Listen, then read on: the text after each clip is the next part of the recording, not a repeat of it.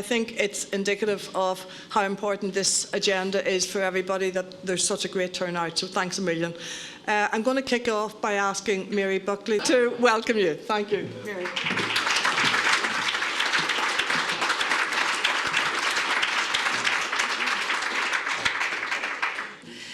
It is a great pleasure to be here, and I'd like to welcome the Taoiseach, Orla, and of course yourself, Julie and Angus, and all of the distinguished guests here today.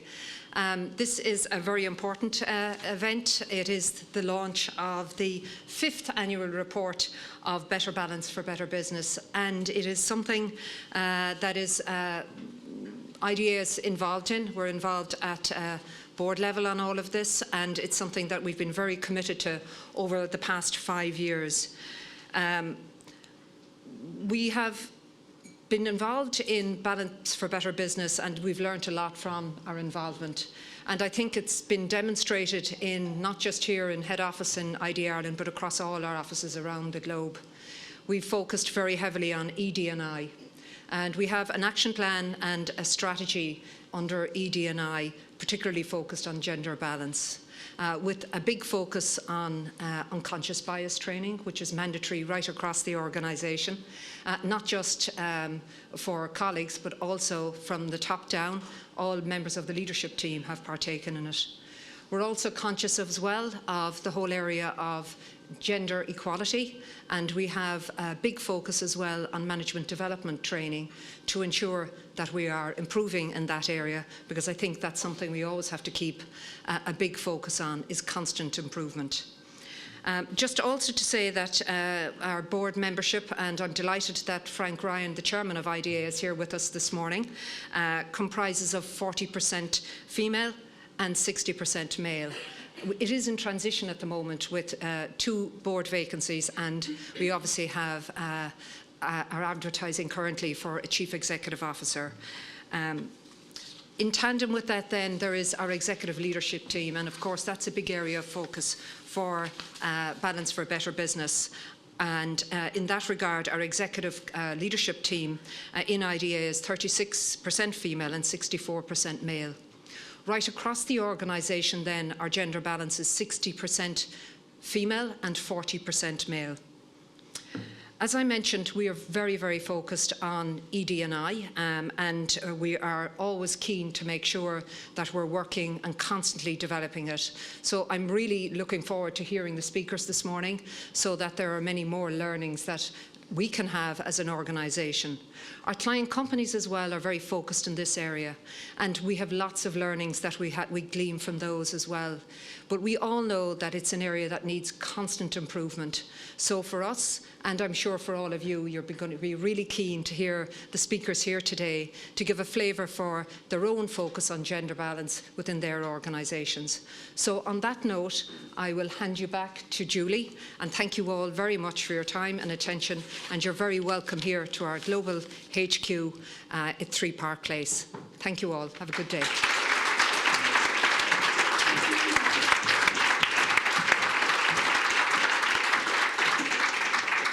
Thank you, Mary. And we're delighted to be joined this morning by the Taoiseach, who established Balance for Better Business in 2018. And I think it's fair to say he has championed the cause since then. So without further ado, I'm going to ask the Taoiseach to address you. Thank you very much.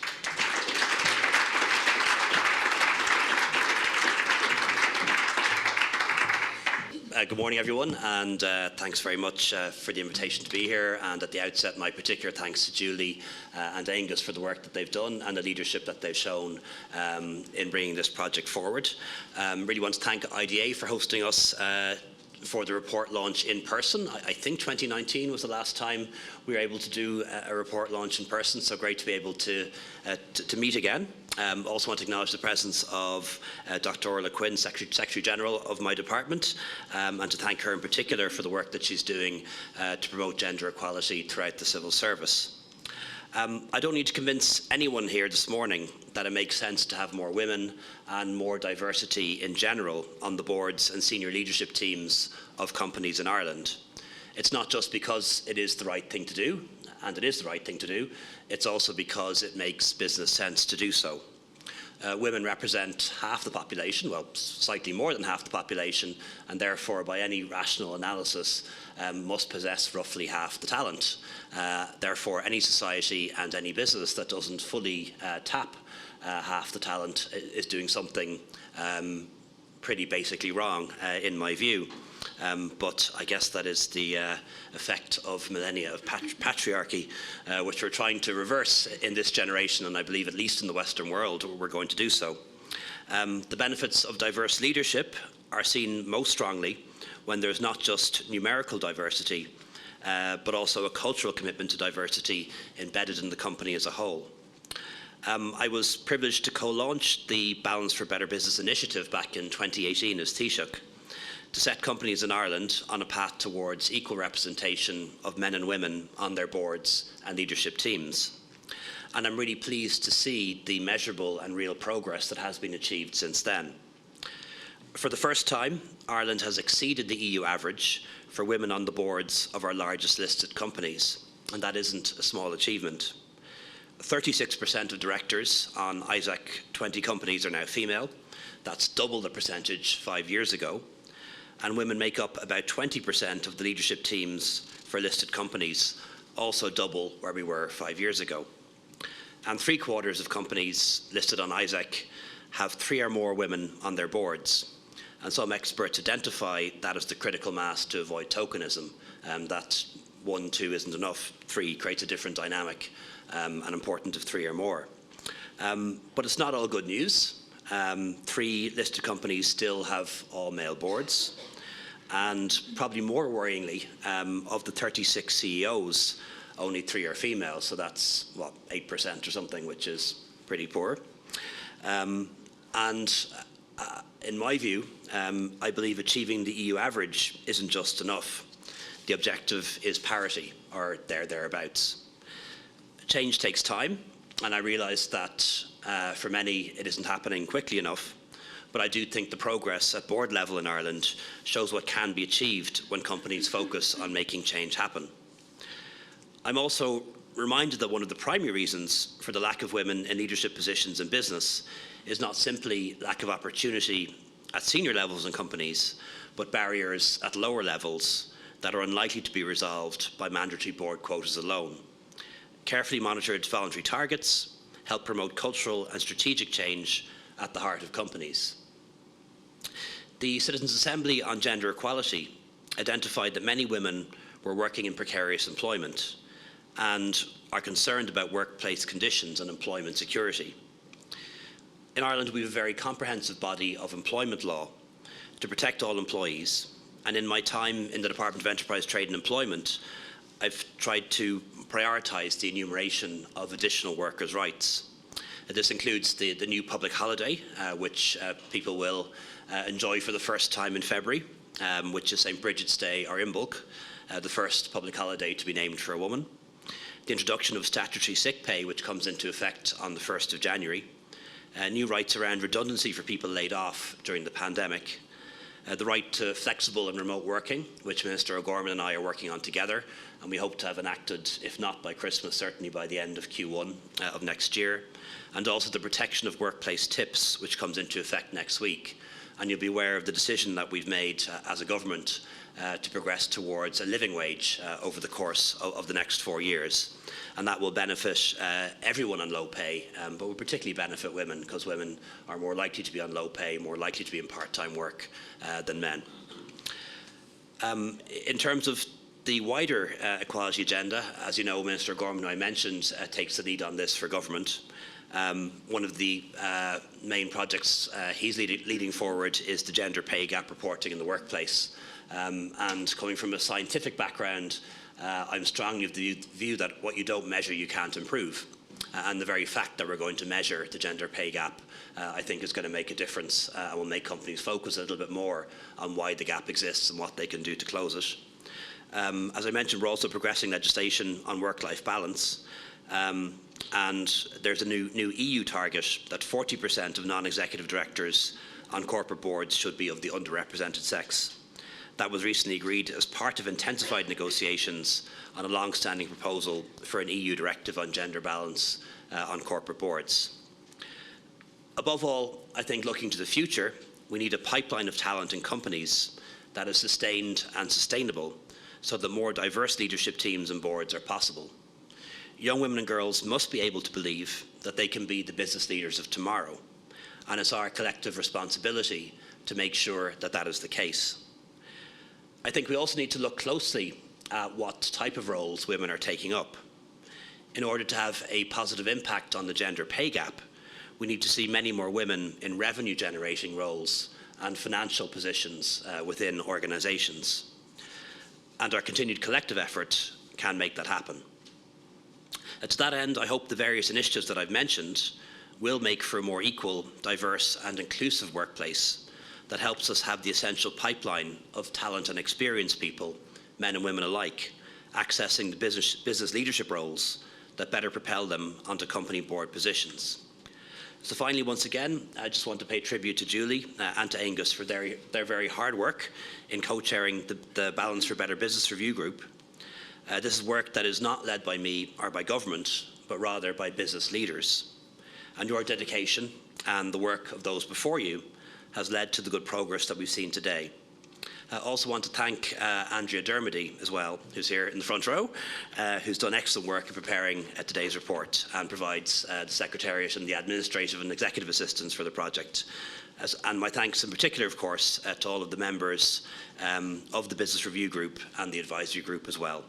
Today's results are encouraging, but really only another step in the right direction, and keen to press forward towards parity on boards and perhaps a tighter focus and more of a focus over the next couple of years on those C-suite positions in the top companies where we need to see, I think, a lot of major improvement too. So thank you very much.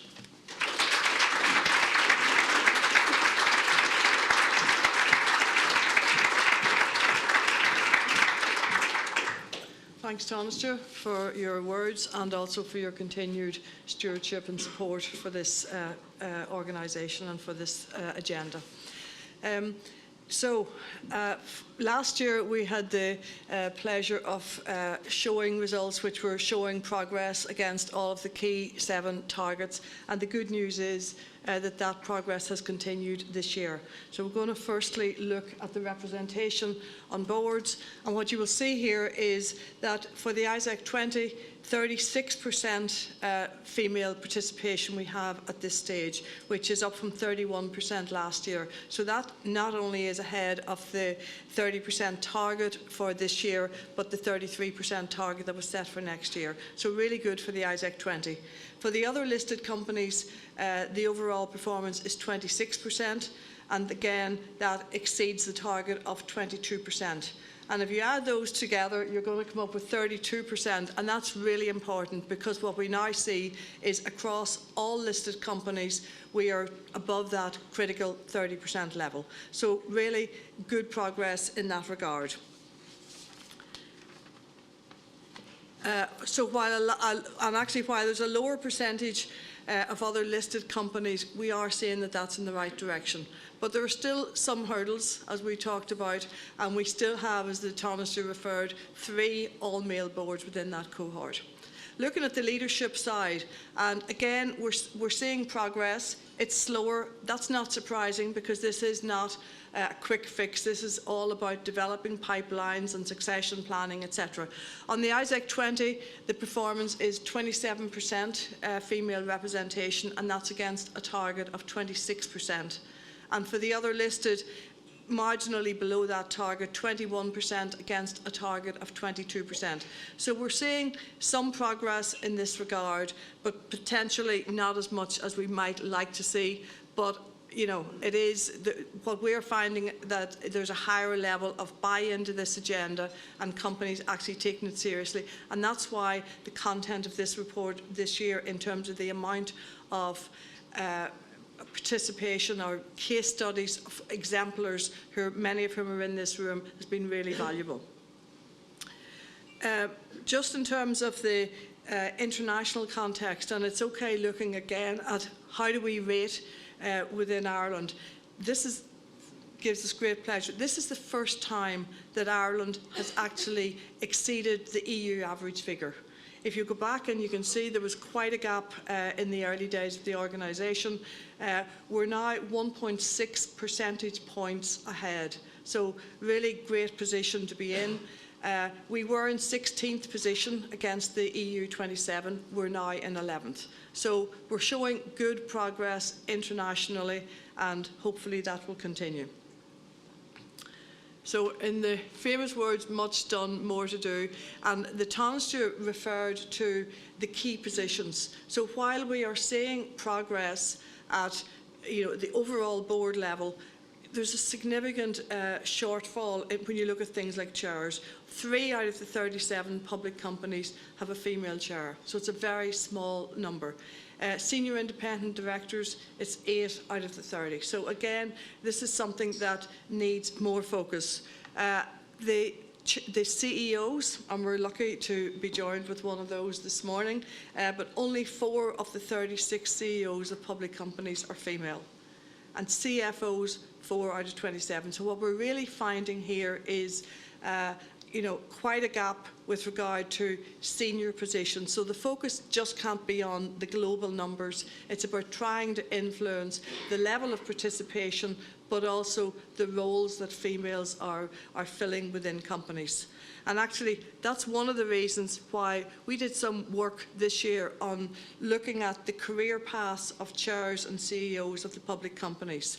And what we found is that there's a very strong correlation between the backgrounds. The 49% of CEOs have finance experience. So this is something which is really important in terms of trying to increase those numbers going forward.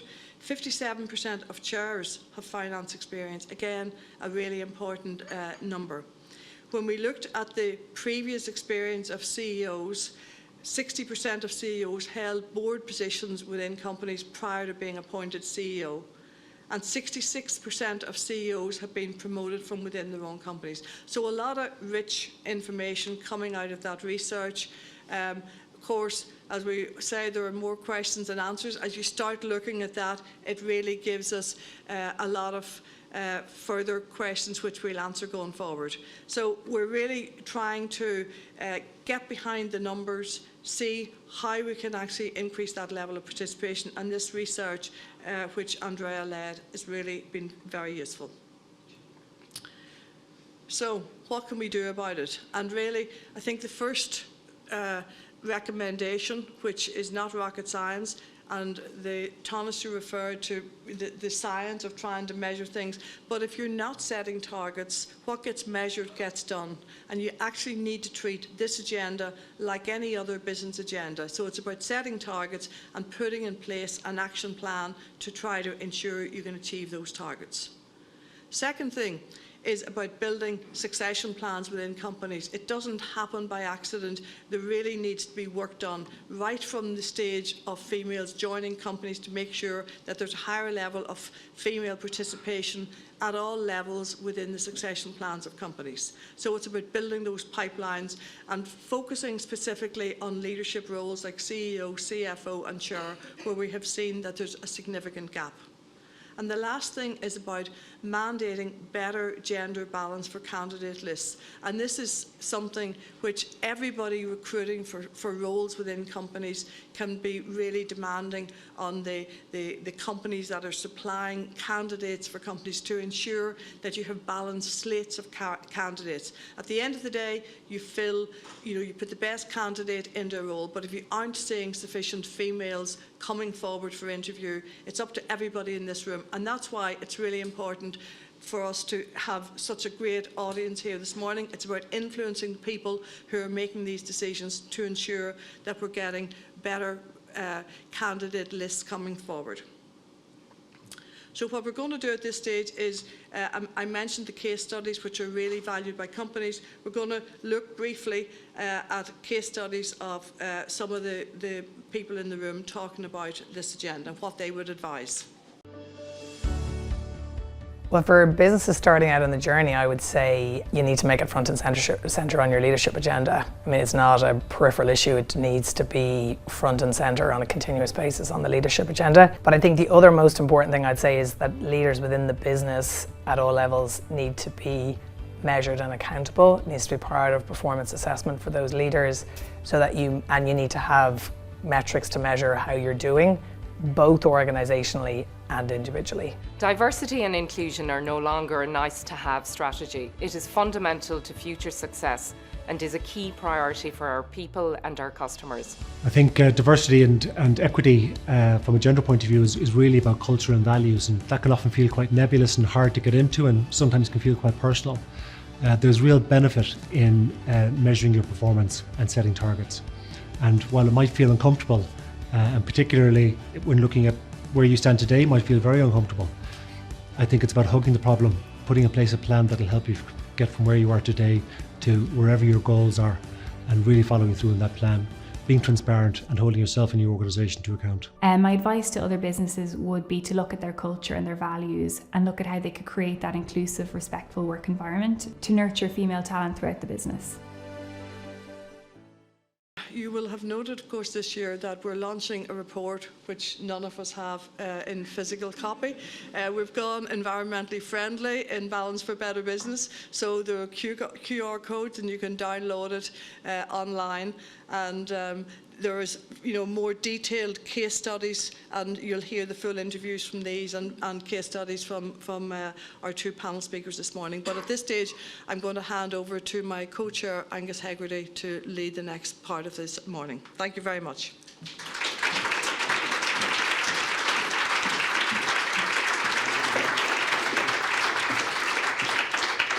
Good morning, everybody. Thank you so much indeed for joining us again this morning.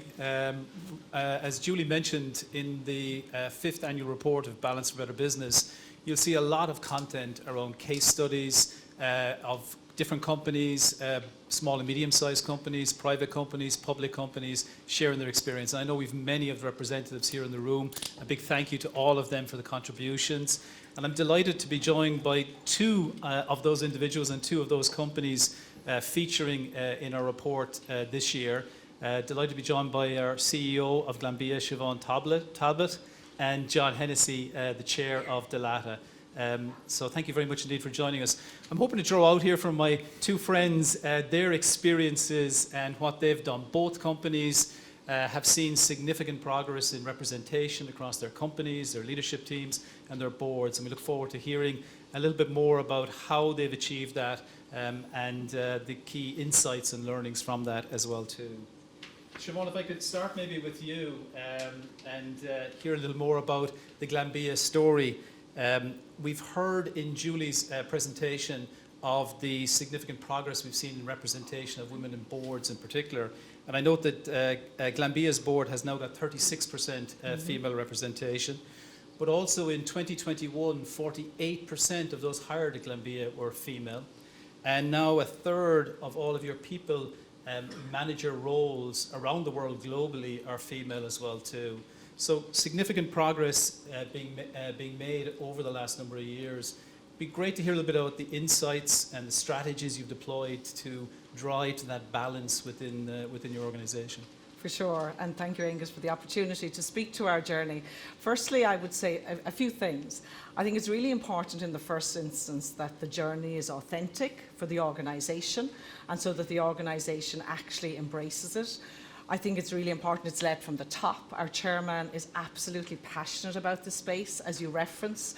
Our change at board level has been absolutely immense. We now have 5 females. We were supported by our largest shareholder in doing that. The business cases that Tánaiste has said is so well made. It was really about us getting on that journey. And that passion at board level really then moves through the organisation. What we found in Glanbia is that we've always had a great culture, a really open culture, but actually we needed to bring more clarity to our DE&I strategy. So with the board, with the executive team, we actually set about a formal, explicit strategy. We actually listened a lot to the people.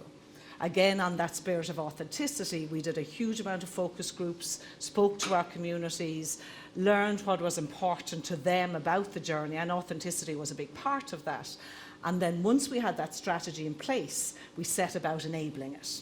So really putting the building blocks in place that would actually have us execute to our target. So that was things, and a number of earlier speakers mentioned them, it was training right across the organisation, including ourselves as an executive team, making sure we weren't bringing those unconscious biases on our journey. That was huge.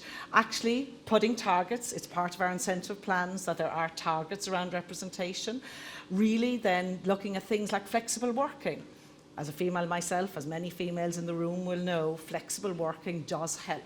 So it's one thing, you give the opportunities, but then you have to enable people to participate in those. So I think a multi-layered approach, recognising too, and I'm sure it will be the same for Dalata, that it is a journey. And the big thing, I said to all of our communities from the outset, we are not going to do this overnight. We will walk this journey together. We will walk it authentically. And the organisation just embraced it. We have 700 people now involved across a number of employee resource organisations, across multicultural, female and LGBTQ. So hugely embraced by Glanbia. Fantastic. So not any one particular item, it's across the board, A sequence. but most importantly, leading from the top of the organisation, from the Yes. top of the board, top of the leadership team. Yes. And I like that, like walking the talk. Yes. Yeah, absolutely, absolutely. Thank you, Siobhan. John, if I could come to you next. Similar success at Dalata. I think when we spoke a couple of weeks ago on the phone, you shared with me that back, I think it was in 2014, when you took over as chair of Dalata's board, you had one female on the board at that point in time. And I note now that you're at 62% of the board is female. 43% of your senior executive in your central office are also female. And 37% of the hotel general managers all around the country are also females leading your hotels. I know it's been a long 5-year journey. Would love to hear a little bit about your insights, your experiences, and how you drove that journey over that extended period of time. Thank you, Angus, and thanks again for the opportunity to talk about this. It's been a passion of mine since the start. I was handed a board with one woman, one very strong and really impressive woman on the board, Margaret Sweeney, and 6 men. And I really had no input to that at all, so I made it one of my top priorities to try and address that over the years. But of course, you can't do it overnight, particularly when you have a new fresh board. You need the board to grow and you need to give people the opportunity to contribute. So it takes time. But I'm happy to say now we have a board now of 8, 5 of whom are women. And the Taoiseach mentioned that the rule now that it's going to be 40% of each gender, which of course you can't achieve with a board of 8 unless you have 4 and 4. So I think the numbers don't really work. It encourages you to have bigger boards, and that's not necessarily a good idea. So I think back to the drawing board on the numbers. But more importantly, I think the way I would look at it is, I think, as Siobhan said, there's a journey, but there are in fact 2 journeys. There's the non-executive journey and there's the executive journey, and there are significant differences between those 2. In many ways, the non-executive journey is the easier one. There's a natural life cycle for non-executive directors, and when the opportunity comes to make a change, you can do that. You can instruct, as we did, your experts in the field who are going to assist you, recruiters and so on, to say, I want a balanced slate. I'm going to appoint the best person. But as I've often said in public, I expect the best person at least 50% of the time, and usually more, to be a woman. Why more? Because there's a pent-up pool of talent that hasn't made it through in the past. So there should be more women. And that's what we've found. So now I have 4 non-executive female members of the board. The executive side is trickier because that's where you have to grow and develop people through the organisation. And if you bear with me for a minute, I'd like to give you a couple of quotes to take away from today, because you're not taking away a report, so you have nothing in your hand, okay? And I support the environmental aspect of that. But so I'm going to give you a couple of quotes from somebody. Now, when people look for quotes, they tend to say, well, we'll start with Shakespeare, and then we'll go to Oscar Wilde, and then we'll go to Groucho Marx if we're really stuck, you know? All men, okay? So I'm going to give you 2 quotes from a woman, and not just a woman, a Hollywood actor, okay? And the total number of words in these 2 quotes is 15, so you can write them down very quickly if you like. okay? And the actor's name is Gina Davis. You might remember her from Thelma and Louise and some great movies, but she's also been a great advocate for women in the arts and has her own foundation, has had for almost 20 years doing that. So she has a couple of great quotes, which I think are relevant to the executive journey, okay? And the first of those is, if you risk nothing, you risk everything. Okay, and I think it's worth thinking about that. Business is about risk. Decisions are about risk, and you got to take risk. And the second quote is, if they see it, they can be it. If they see it, they can be it. And that really is the kernel, I think, of the executive journey. You need sometimes to take a risk to appoint somebody to a role that you're not sure they can take on. In fact, you're never sure, whether it be a man or a woman, that somebody's going to be able to do the job until you put them in it, okay? But if you appoint that woman who has all the potential and so on, she becomes a role model and she becomes a mentor for women down the organization. Because in my experience, the problem is not always just unconscious bias. Often it's that women don't put themselves forward for the position that you'd like them to take. And that's because they don't necessarily have the confidence, because they don't see it in their future.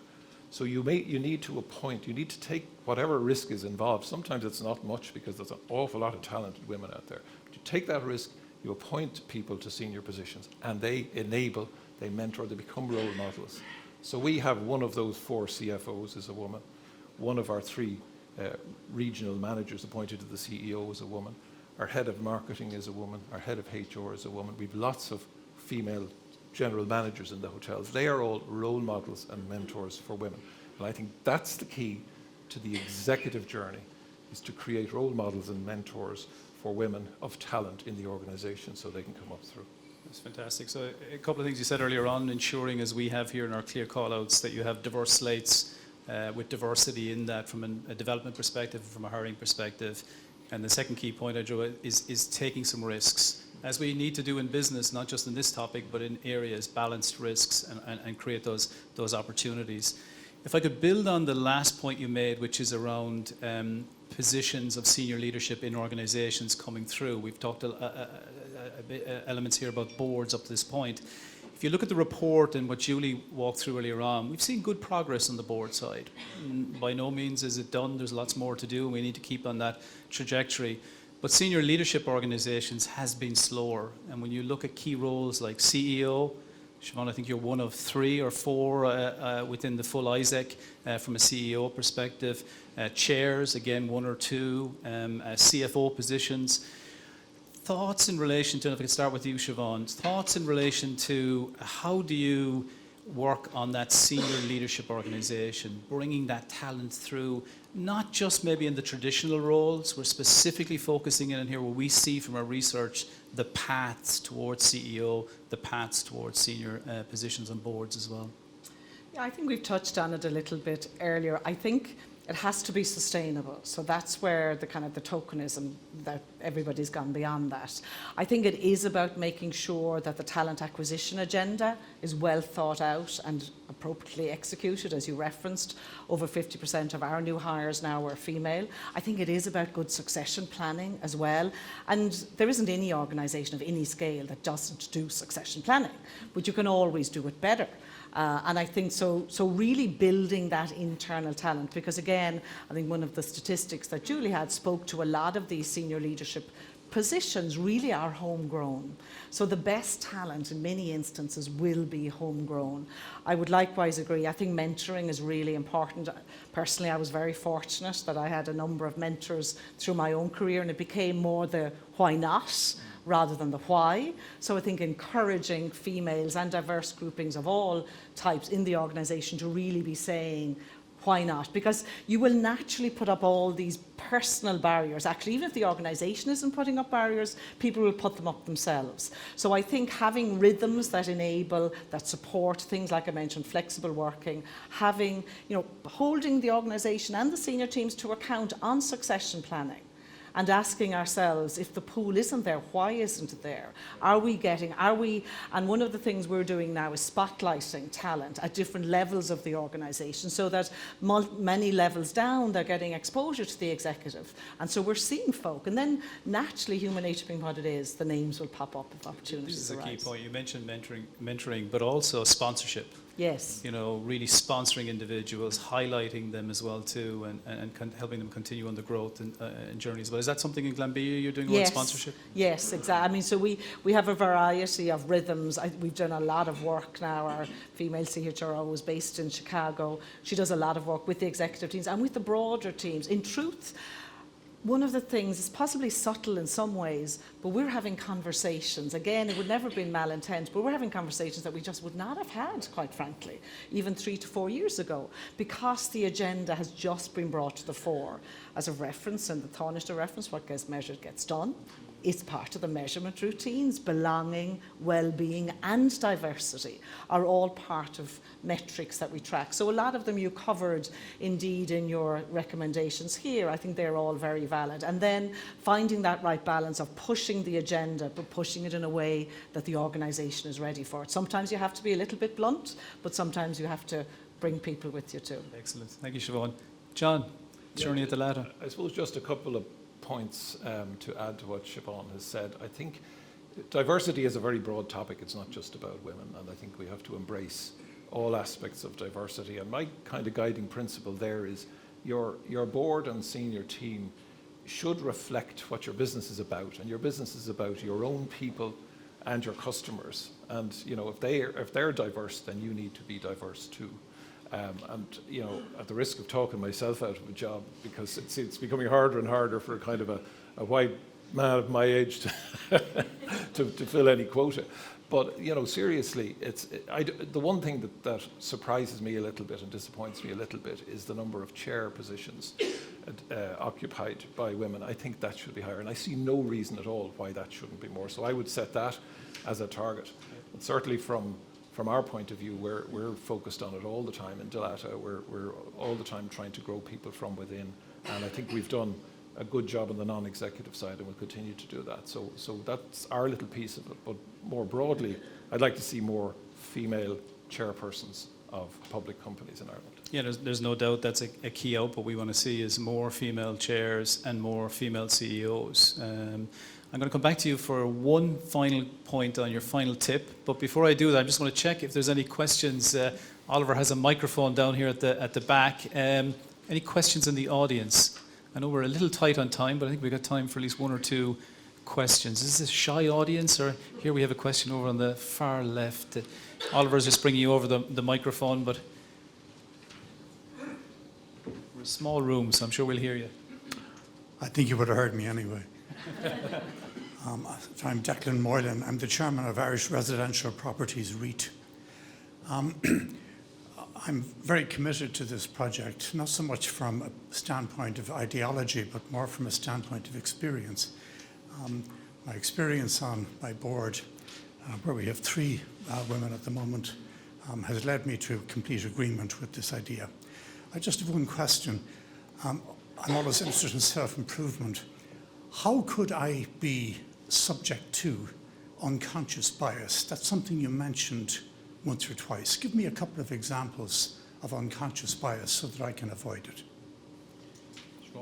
Yeah, I think self-awareness actually is probably the biggest protection against unconscious bias, where actually you're stress testing in your own mind when you're in an engagement or at a point of decision. Have I really thought across the total piece here? So I have to say one of the really powerful things with my own, so we've done individual training, we've done it as a collective at the exec, and then obviously right through the organisation. And I think actually just taking that little bit of time, maybe externally facilitated or not, to really think about bias, actually. And as I would say, like Glanbia has always had the most fantastic culture, but when we really kind of stress tested ourselves a little and back to the why not rather than the why, maybe there was a little bit of, just making sure that our decisions aren't always to have people like ourselves. So I think it's very powerful. Very much about reflective, and there are many is. different programs and initiatives and little tests you can do, etc., with the team to work through that as well too. John, anything you want to add quickly? I support what Siobhan has said. I think there is, we all like the familiar, and the familiar for a very long time has been the male way of doing things, and female directors, in my experience, bring a different approach, a different way of challenging. It's not perhaps as obvious, but it's just as effective. But you just need to be open to it, because we are familiar with, with different ways of doing things. So you have to stay wide open and embrace what's coming at you. And come out of the comfort zone and open up your lenses. We'll take one final question. Thank you so much. Bulger, I chair on Post. I'm going to share something very personal here. I did a piece of work with some colleagues a few years ago to develop a kind of mentoring support for women, because we wanted to support up-and-coming amazing women, which there are plenty of. And we did a thing called the Harvard Implicit Bias Test. You can go online, they're free to do them. We all did them, 5 of us, and 4 of us, it came back that we had a bias towards women being in the home. Now, I am out there, a working woman with children, grandchildren. I couldn't believe that I had a bias that said women should be at home making apple tarts. So I had to really take myself to account here and say, that's my bias in a sense. I have to be clear on that. So it's just interesting, and I totally agree with Siobhan. I think if you do get more self-aware, and now I hold myself to account, so it's just an important thing. Great. Thanks for sharing that, Caroline. It's for all of us. We all have them. You know what I mean? Absolutely. I'm going to wrap up with final one-line tip. What's your tip? We've many companies out here who are on the journey, through the journey, moving forward. What's your top tip for companies? That quote. Go for it. Take a risk and just go for it. Yeah. Take a risk and put women in places where they can inspire others. Excellent. Thank you very much indeed. If you could put your hands together, please, for John and Siobhan. Thank you very much. I'm going to bring proceedings to a conclusion. I just want to remind everyone we have 3 key recommendations here in our 5th annual report. It is setting the targets, it's measuring against those targets, it's making sure that the work that you do around succession planning and hiring into your organisation, you have diverse slates of candidates. Because one thing I can guarantee you, if you have no diversity on the slate of people you're promoting or hiring, you won't have any diversity coming in. But at all times, pick the best person for the role. That's absolutely key as well too. A big thank you to everybody. Taoiseach, thank you very much indeed for joining us and your sponsorship of our initiative and support. Thank you to Mary and the IDA for the challah and the tea and coffee. Thank you very much indeed. Thank you to all of my colleagues on the review group and the advisory group. Really, really appreciate it. I see my co-chairs, Gary and Breed here as well too, who of course led this initiative with us over the first number of years as well too. But a big thank you to everybody. And again, a thank you to everyone on the case studies. Michael Dell has a saying which is pleased but not satisfied. I would say we have many things to be pleased about. We have much more to do as well, but I appreciate all of your partnership and support on this journey. Thank you very much indeed. Thank you.